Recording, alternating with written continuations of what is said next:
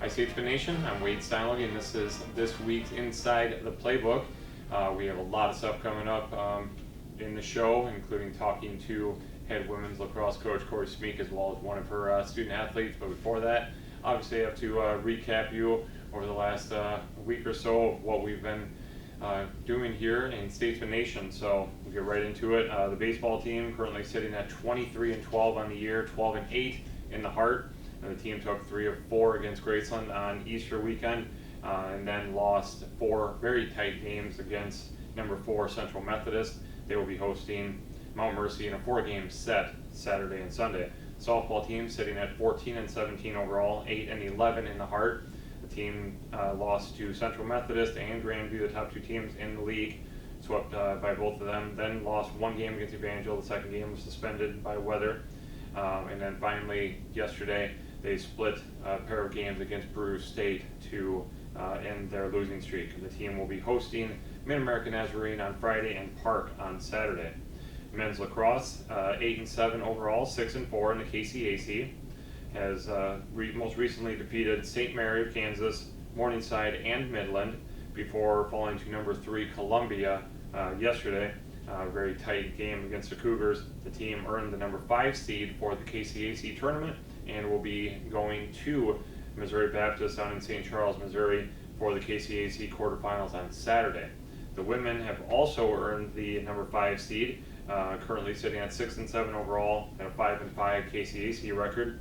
The team defeated St. Mary, Kansas, Morningside, and Culver Stockton recently, but lost a heartbreaking double overtime game to Midland last weekend. The team, again, number 5 seed overall, the Statesmen will go to Ottawa, Kansas on Saturday for the KCAC quarterfinals. Shotgun sports teams competed against Co in Upper Iowa in a pair of triangulars the last few weekends. They won both of those triangulars and then also competed in the SCTP State Sporting Clays and Skeet Championship. I know that's a tongue twister there. The team finished first, winning the state title in Sporting Clays, and then finishing second overall in the state skeet competition. The team will also compete in the SCTP State Trap Championship on Saturday as they conclude their inaugural season. Track and field teams hosted the William Penn Invitational 2 weekends ago. Lubert Dagren broke the school's 110-meter hurdles record, and then just past weekend the team went to Grandview for the Grandview Invite over in Des Moines, where Shania Newby broke the 200-meter women's dash record, so 200-meter dash record. Both of those records, Dagren and Newby, had stood for about 40 years total. Not 40 years combined, but 40 years for about both of them. So long-standing records that have now been smashed. So the team will be hosting another meet on Friday here at Statesman Community Stadium. Men's soccer staying alive this year, 12-7 overall, 8-4 in the heart. Competition back in the fall. The team defeated number 17 Briarcliff 3-0 several days ago, and then took down number 4 as the number 4 seed. Took down number 5 seed Benedictine 3-2 last Saturday to bolster their national tournament hopes. They will be taking on number 1 overall seed and number 1 overall team in the nation, Central Methodist, tonight in the semifinals. A win there would definitely lock up an at-large berth. Without that team, who is now receiving votes as of today's poll, they could very well also make the tournament that way as an at-large. Men's golf competed at the Battle at Big Creek Invitational, finishing 7th out of 10 teams, and the Statesmen will host a William Penn Triangular next Tuesday down at the Preserve in Moravia, their final preparation before the conference tournament. Women's golf finished 6th out of 18 teams at the Susie Maxwell Burning Classic, and their next tournament will be the Hart Championship. And finally, the bowling team will be competing at the USBC singles and team sectionals this weekend in Illinois. If the team would finish in the top 4 in the team sectionals, they would move on to nationals next month. And as far as singles go, same idea. Finish top 4, and there's a few other individuals that could also go as at-large burst off of the singles tournament on Friday. So you're all caught up, a lot of stuff going on, obviously. If you missed anything or are curious about any of the other teams, check out statesmanathletics.com. Once again, when we come back, we'll be talking all women's lacrosse. You are inside the playbook. Welcome back, Statesman Nation. We are now joined by women's lacrosse coach Corrine Smeak, as well as freshman, COVID freshman, Jenna Donlan out of Tampa, Florida. Ladies, thank you so much for joining me for a few minutes. Obviously, we would have loved to have gotten you in this mid-season form, talked about that, but hey, this is a great time as well. We can preview the postseason, since we did make postseason, which is awesome, but also obviously recap the regular season. So, all right, Coach, we actually got a full year in, so let's recap this year. It was a lot of fun. The girls definitely showed a lot of resilience, a lot of growth as individuals and as a team. They really killed it. I was very excited to watch them from the very start of our fall ball to the start of our preseason to now. So it's been really cool to watch them grow. Yeah, obviously a different team than you were probably expecting, in early year, but you had some help from around campus, help from a person that you hired to be a coach who got to play for you as well. So all of that worked out, and actually probably, well, not probably, but your best score out of your coach. So it's pretty cool to get that help. Talk about what could have been and what is, I guess, with adding some of those older, even though maybe not experienced players, but older players. I think that definitely was a benefit, having Katrina and Sally and Emma there. It was definitely that upperclassman leadership we needed. As COVID freshmen. Most of the team are just straight up freshmen. Yep. It was difficult with some situations where you didn't have that maturity yet, but definitely adding those three in really helped the team grow and function and just come together as well. Yeah.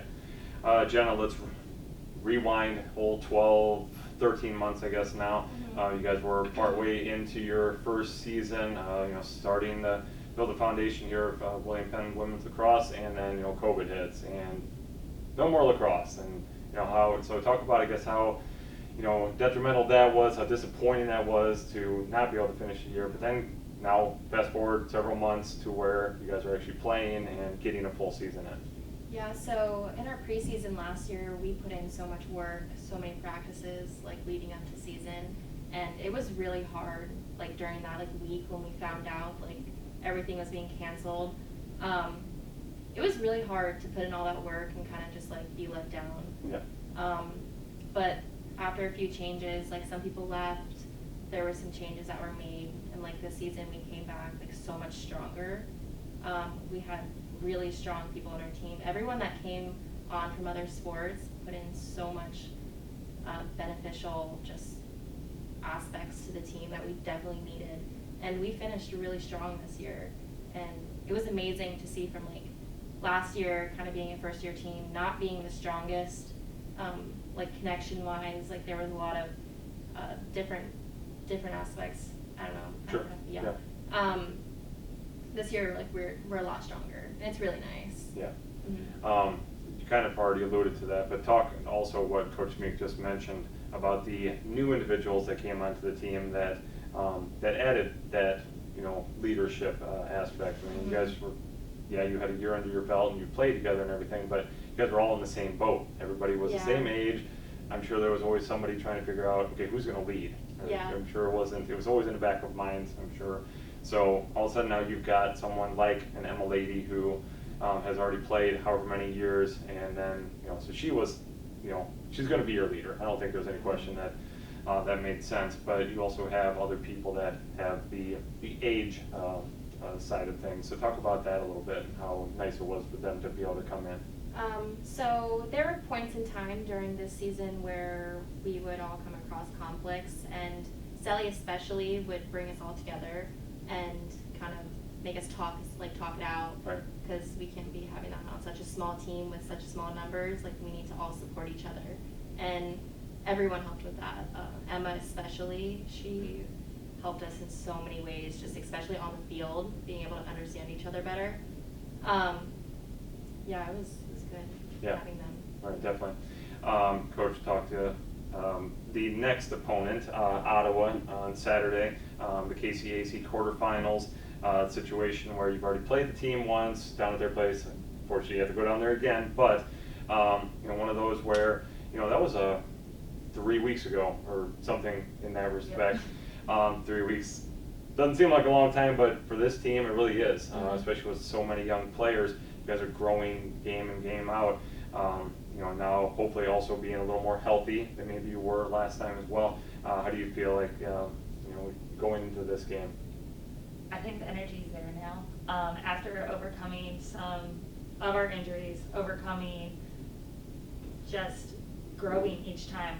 Film has really helped us develop as a team and as players. We've been sitting down to it in individuals. Some girls have really stepped up into the new positions. Jenna was one of our starting low defenders, and now she's killing it on our midfield and as one of our centers. So it's just figuring out what worked for our team and really emphasizing everybody's strengths and putting them where we need them. And everybody has been so flexible and so understanding, which is really cool to watch them too.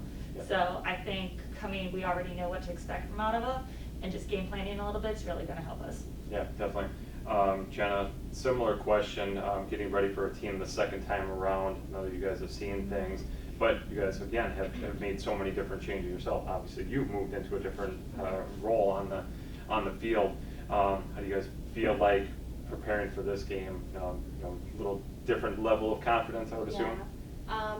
We all sat down with, Smeak's a defender, like she's a really good defensive coach. Yeah. And Emma's an attackman, so we all kind of sat down with each other and had meetings talking about what's going to be needed, right, and how to change like what's not working for us. There's a lot more confidence going into this because I've been moved. There's plenty of players that have been moved certain places to make our attack and defensive sides stronger. Yeah, definitely. Midfield, a new position for you, something that you haven't played, or you kind of been able to jump around a little bit in your jump career, around. so it's been okay. Yeah, I jump around. Utility player. So. Yeah. I'm kind of jumping all over the place myself with questions here, but looking back on the season now, Coach, you guys had a tough start with so many tough non-conference opponents.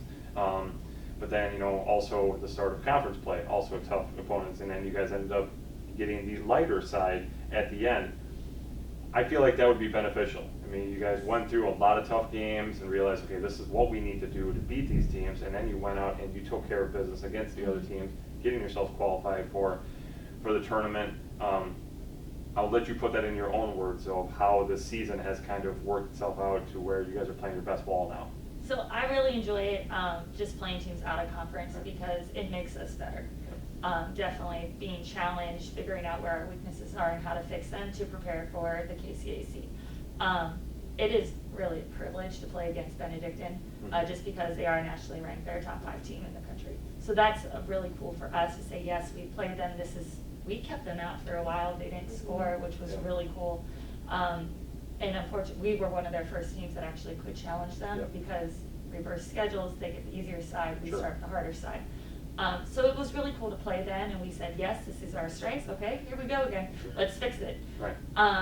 And that was neat just to see it, and then taking what we know and putting it against some of the end of season games, just to light it, have some of the girls play different positions as well, just for a chance for some of them to score. Right. Katrina, Annie, P, Sally, all of our new players really got to play the whole field and just not be in their set position. Yeah, no, definitely. Finally, let's talk about Jenna a little bit here, since she was willing to come on the show and pulling herself out of the comfort zone, I'm sure. Talk about her a little bit and the role that she plays in the team, how important she is for the program. So Jenna and I have a really special relationship. She followed me here from Florida, which is really cool. Yeah. So we have just that history and getting to know each other. And she has grown since her freshman year of high school to now. She even stepped up this year. She goes, Coach, our defense, I think I can help our defense. Yeah. And that is possibly one of the coolest things, is to have your athletes know where they're needed, and stepping up and actually having a conversation with the coaches and saying, I can do this. Sure. And then eventually you see, she is a great defender. Her strengths are really there, her talking, her leadership, and that's what we needed. And then we're like, okay, Jenna, you also can run. Yeah. We know you can shoot too because you're an attacker, so let's go ahead, let's try you at midfield. She's like, I'll try it if that's where you need me, and that is just being that utility player and being like, yes, I can do it, I'll help the team out in any way. Those are the players we love. Yeah, sure. All right, Jenna, final question, I'll give it to you then. Since you played both roles, had an opportunity to mix it in a little bit in the offense as well, what is your favorite position, and also being at the women's sport doesn't allow as much physicality as the men's side, is that a bummer for you? No. So, no, you're cool with not the physicality. Okay, all right. I'm cool with that. that. Yeah, all right, I understand. But also, what's your favorite position then? I guess going back to I think the most exciting for me is center. Okay. I don't really like being at the circle, but being that center person and being able to give it to like Hallie or Kenzie, whoever else is there, is a really good, really exciting. Just like I like being that person to do that. Give them the jaw control. Getting the transition over. Yep. Awesome. Mm-hmm. Okay, well thank you ladies so much. Once again, Corrine Smeak, head women's lacrosse coach, as well as Jenna Donlan, COVID freshman out of Tampa, Florida. Ladies, best of luck on Saturday against Ottawa, 6 p.m. start down in Kansas. So if you're in the area, I don't know if they're allowing visiting fans. Let's go with they are. But at this point, definitely just check out Ottawa's website from there. But otherwise, we'll have all the links on statesmanathletics.com. So once again, ladies, best of luck on Saturday. Thank you. Okay, thank you.